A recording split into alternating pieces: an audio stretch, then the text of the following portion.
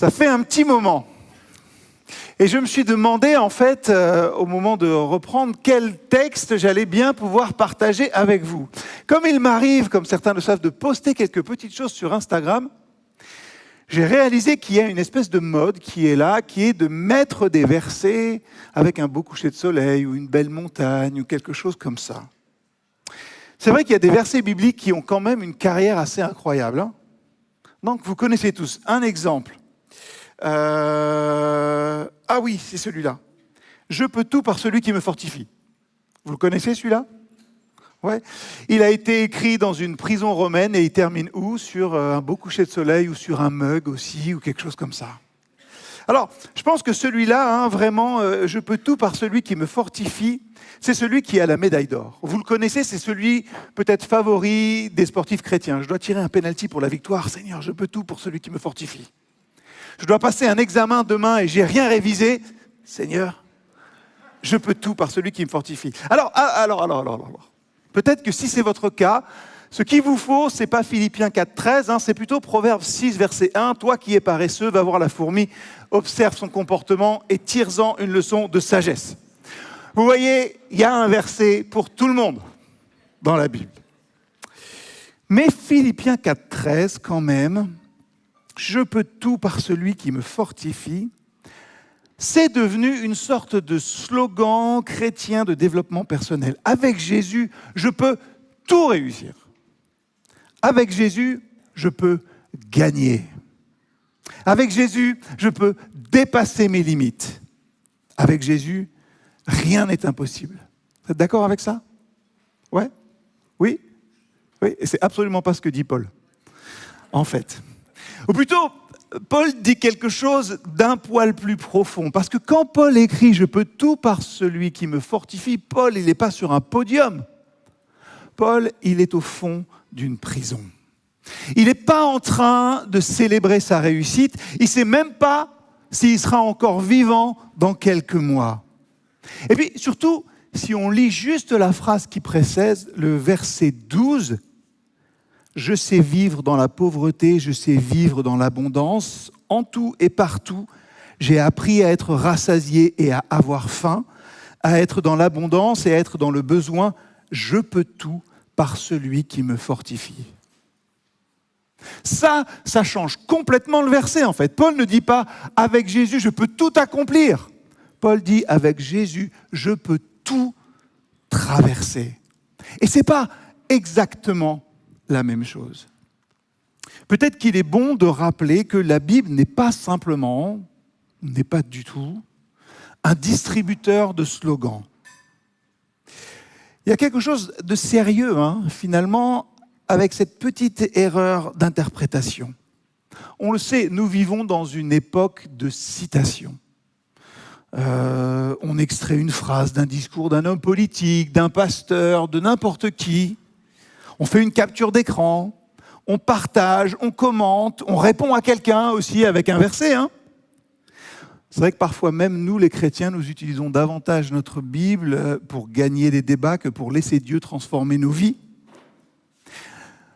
La Bible, quelquefois, ça devient un peu notre réserve de munitions. Vous savez, j'ai mon verset, tu as ton verset, chacun tire. Boum, politique, sexualité, religion, argent, église, société. Verset, verset, verset.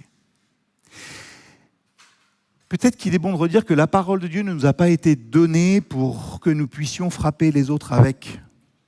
Elle nous a été donnée pour que Dieu puisse travailler en nous.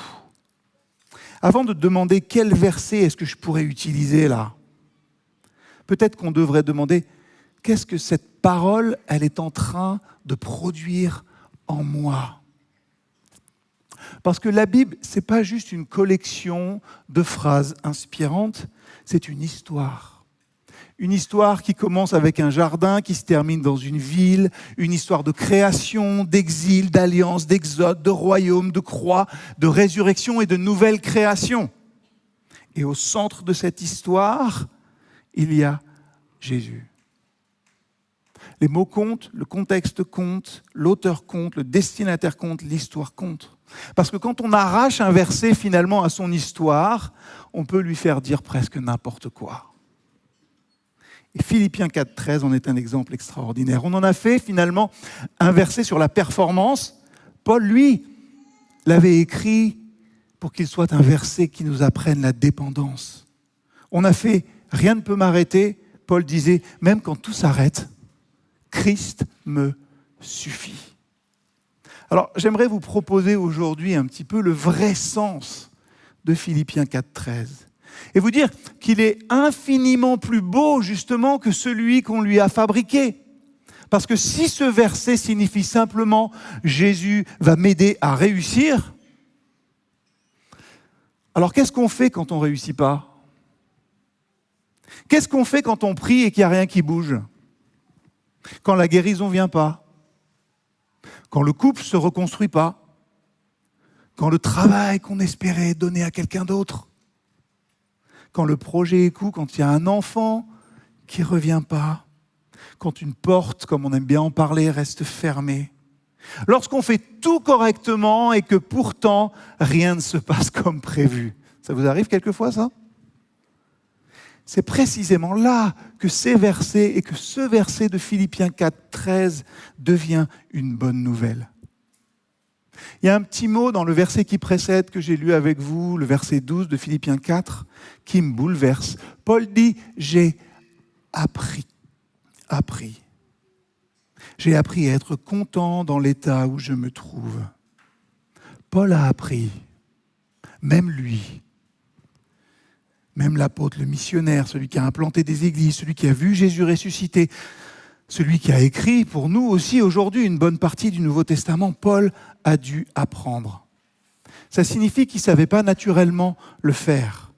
La confiance ne lui est pas tombée dessus comme ça, un jour, dans sa conversion, il a appris. Comment il a appris ? En traversant, on l'a vu au début de l'été, avec des naufrages, avec les coups, avec les rejets, les prisons, les incompréhensions, les portes fermées, les saisons d'abondance et les saisons de manque.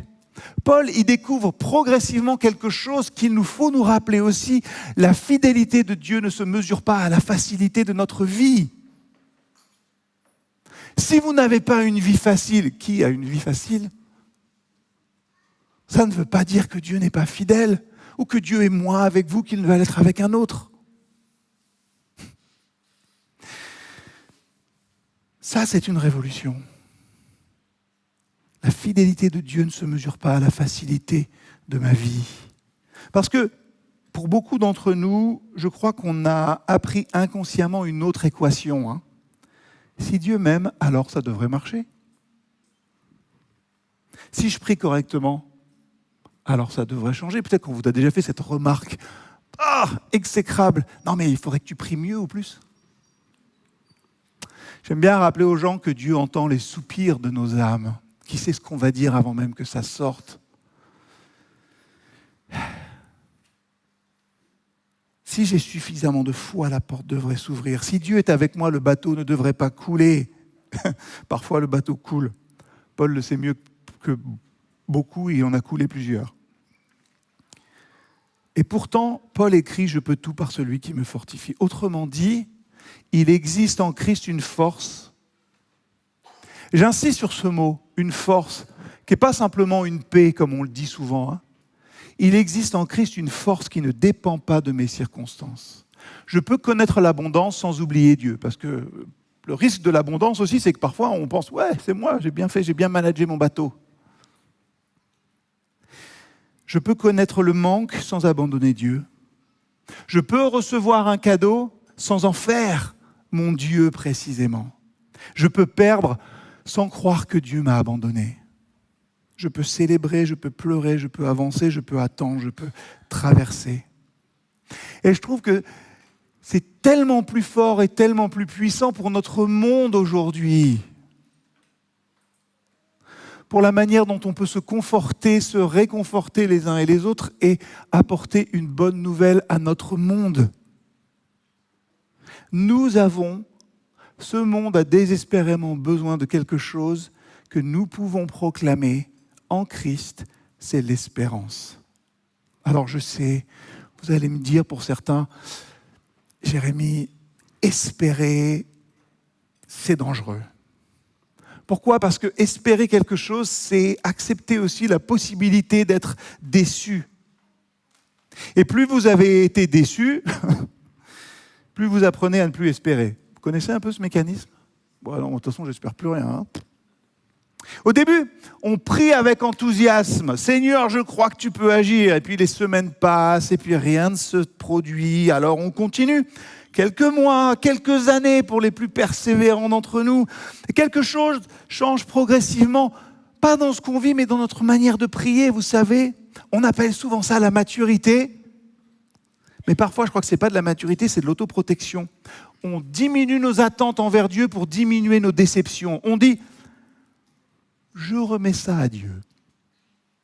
Et parfois, c'est vrai, hein, attention. Mais parfois, derrière cette phrase très spirituelle, il y a simplement « je préfère ne plus espérer parce qu'espérer, ça fait trop mal ». Et je crois que beaucoup d'entre nous, finalement, connaissent cette pièce. C'est la salle d'attente. Alors pour tous ceux qui n'ont pas fait un certificat médical pour les enfants depuis 3 ans, il va falloir repasser par là. Pour tous ceux qui vont refaire des papiers, il va falloir passer par là. Une salle d'attente, on en a tous. Pour certains, c'est un enfant. Pour d'autres, c'est une relation. Un conjoint, une guérison, un travail, une réconciliation, un ministère, une porte qui devrait s'ouvrir, un changement chez quelqu'un que vous aimez, une réponse. Vous voyez les autres, vous savez, entrer et sortir. Et vous attendez. Quelqu'un annonce ses fiançailles et vous êtes heureux pour lui ou pour elle, vraiment, mais quelque part en vous, ça pique un peu. Quelqu'un annonce une grossesse, quelqu'un reçoit une promotion, quelqu'un raconte sa guérison, quelqu'un dit « Jésus a répondu à mes prières ». Vous souriez, puis il y a une petite voix aiguë qui dit « Et moi, Seigneur, et moi ?» Je vois vos têtes, je me dis « Purée, j'aurais attendu quelque chose de plus encourageant en fin août ». Mais je crois que c'est important de dire ça en Église, parce que la foi chrétienne, ce n'est pas l'art de faire semblant. La vérité vous rendra libre. Je crois qu'il faut être théologiquement très précis ici. Espérer en Dieu ne signifie pas être certain que Dieu donnera ce que je demande. Et ça, c'est extrêmement important parce que sinon, l'espérance devient une technique. Je prie, je crois très fort, je proclame, je visualise et Dieu devrait accomplir. Mais ça, c'est plus de la foi chrétienne, c'est une sorte de contrôle religieux en fait. La foi ne consiste pas à utiliser Dieu pour obtenir ce que je veux. La foi consiste à remettre mon avenir entre les mains de Dieu que j'aime. Et là, il y a une énorme différence parce que notre espérance chrétienne, elle peut dire à chacun d'entre nous, personnellement, premièrement, qu'à tous ceux qu'on rencontre et qui passent par des moments difficiles, Seigneur, je crois que tu peux. Et en même temps, Seigneur, même si tu ne le fais pas, je continuerai à te faire confiance. Voilà la foi chrétienne. Voilà la foi. Voilà pourquoi les 3 amis de Daniel, vous savez, devant la fournaise ardente, disent « Notre Dieu que nous servons peut nous délivrer. Dieu peut. Et il nous délivrera de ta main. Sinon, sache au roi que nous ne servirons pas tes dieux. » Qu'est-ce que j'aime ce « sinon » ? Notre Dieu peut, nous croyons qu'il agira. Sinon, il restera notre Dieu quand même. Voilà l'espérance biblique. C'est pas « je sais que ce que Dieu va faire », c'est « je sais qui Dieu est ». Je sais qui Dieu est. Et ça change tout. Et ça, c'est pourquoi nous continuons d'espérer envers et contre tout. Premièrement, parce que je crois que l'espérance, justement, nous garde dans un état de vulnérabilité devant Dieu. Vous savez, le désespoir possède parfois cette, je ne sais pas si c'est une vertu, mais un étrange avantage. Il anesthésie. Si j'attends plus rien, je risque plus rien. Si je ne demande plus, je ne serai pas déçu. Si je n'aime plus, je ne souffrirai plus.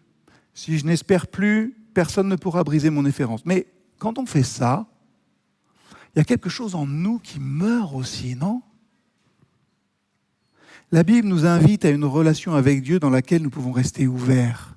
Et les psaumes sont remplis de tout ça. Jusqu'à quand, Éternel ? Ce n'est pas un manque de foi qui est là, c'est précisément la foi, parce que pour demander jusqu'à quand, faut croire qu'il y a quelqu'un à qui poser la question. Et j'aime bien le redire à tous ceux qui disent « Jérémie, je ne sais pas, je ne crois plus, ou je me suis éloigné, je ne sais pas ce qui se passe, je suis là et je reproche. » Oui, mais il n'empêche que tu crois encore que quelqu'un t'écoute et que quelqu'un est là. La lamentation biblique, dont on est finalement très friand parfois, n'est pas l'opposé de la foi, c'est la foi blessée qui refuse de quitter la conversation. Refuser de quitter la conversation avec Dieu. J'aime cette idée parce que parfois je peux être déçu par Dieu et continuer à lui parler. Je peux ne pas comprendre ce qu'il fait et rester devant lui. Je peux être en colère et prier. Je peux pleurer et espérer. Parce que l'alternative biblique au doute, ce n'est pas la certitude, c'est la relation. Si vous doutez, n'essayez pas de trouver une certitude là, mais restez en relation avec Dieu. Paul écrit à un autre endroit en Romains 8, « L'espérance qu'on voit n'est plus l'espérance, ce qu'on voit peut-on l'espérer encore ? Mais si nous espérons ce que nous ne voyons pas, nous l'attendons avec persévérance. » L'espérance commence précisément là où la visibilité s'arrête. On veut souvent que Dieu nous montre un plan. « Seigneur, explique-moi ce que tu fais et ensuite je te fais confiance. » Et Dieu répond parfois « Fais-moi confiance et peut-être qu'un jour tu comprendras ce que je faisais. »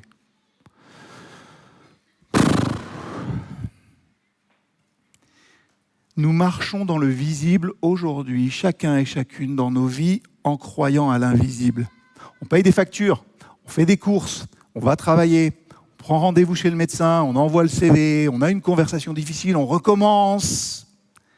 On fait tout ce qui appartient au réel, on vit dans cette réalité-là.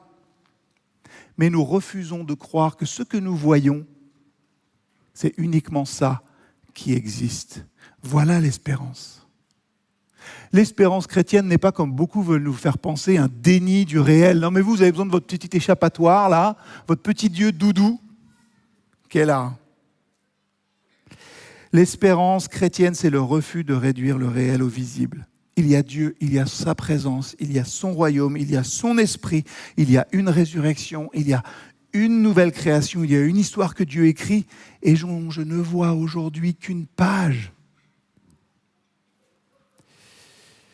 Peut-être que certains se demandent, mais si Dieu ne promet pas de répondre comme je veux, qu'est-ce que je peux vraiment espérer ?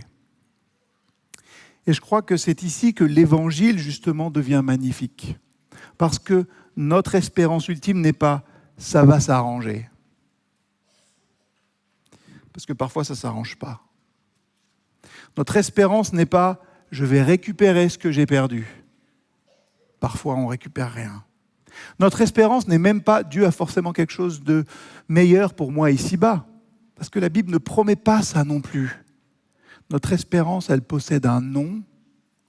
On l'a chanté dans les 2 derniers chants dans lesquels nous ont conduit l'équipe de louanges, Jésus-Christ. Pierre écrit, il nous a fait renaître par la résurrection de Jésus-Christ d'entre les morts pour une espérance vivante.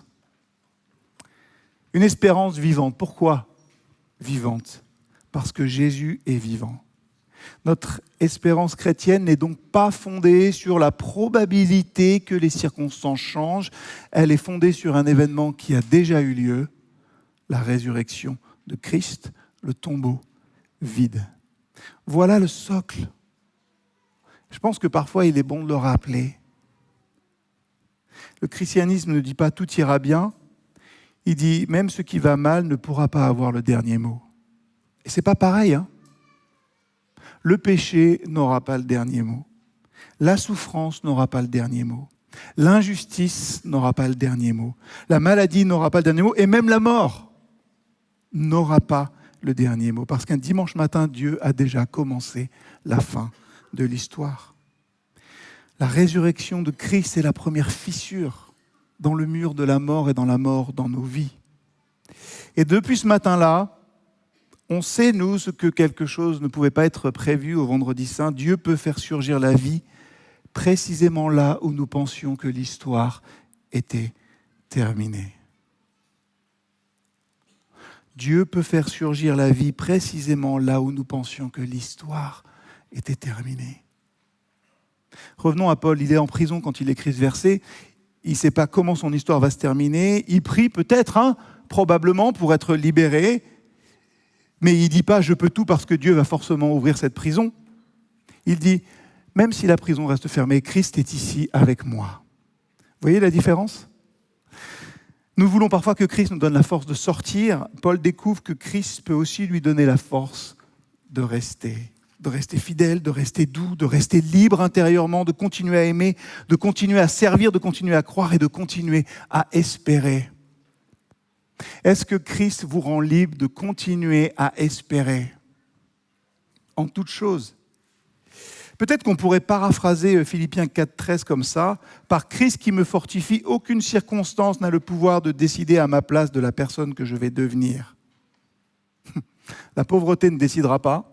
L'abondance ne décidera pas, la prison ne décidera pas, la réussite ne décidera pas, l'échec ne décidera pas parce que mon identité, ma force et mon avenir sont enracinés ailleurs. En Christ. Je crois que nous avons besoin de retrouver, je vais le dire comme ça, une théologie chrétienne du miracle plus grande que celle que l'on a aujourd'hui. Bien sûr que Dieu ouvre des portes. Bien sûr que nous prions pour les guérisons. Bien sûr que nous demandons l'impossible. Bien sûr que nous croyons que Dieu peut intervenir et ne cessons jamais de demander. Vous savez, dans Matthieu 8, il y a un centurion dont c'est le garde, le serviteur qui est malade, et il croit tellement en l'autorité de Jésus que Jésus lui dit en substance, qu'il lui dit, ce centurion, dis seulement un mot. Je sais que ça va suffire, Jésus. Et Matthieu nous donne cette phrase extraordinaire. Jésus fut dans l'admiration.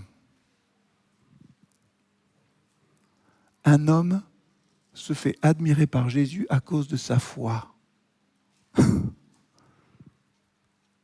Alors oui, prions, demandons, espérons, osons croire que Dieu peut faire ce que nous ne pouvons pas faire.